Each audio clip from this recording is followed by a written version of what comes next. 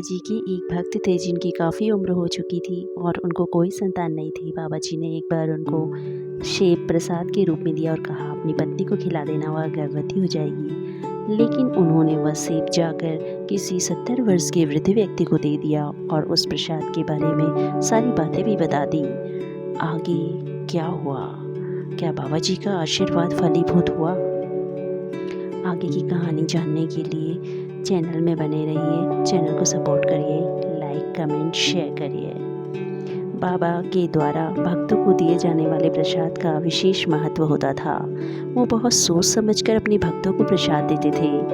एक बार बाबा प्रयागराज के कर्नलगंज में एक भक्त के आवास पे ठहरे हुए थे। इसी बीच प्रयागराज के प्रसिद्ध व्यक्ति स्वामी जगत प्रसाद उनके दर्शन के लिए पहुँचे।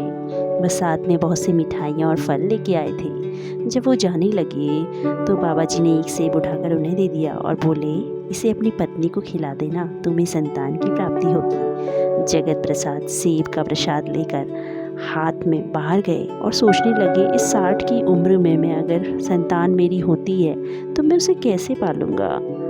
जब वह बच्चा बड़ा होगा तब तक तो मैं वृद्ध हो जाऊंगा।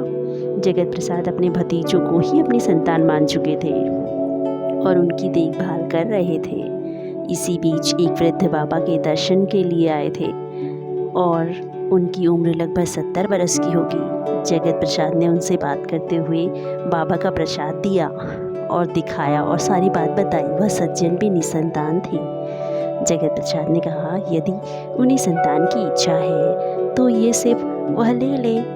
तो वह सज्जन सेब लेकर घर चले गए। सेब को खाने के बाद उनकी बूढ़ी पत्नी गर्भवती हुई और उनके घर एक बालक ने जन्म लिया, मगर वह बालक 2 साल की उम्र में ही चल बसा।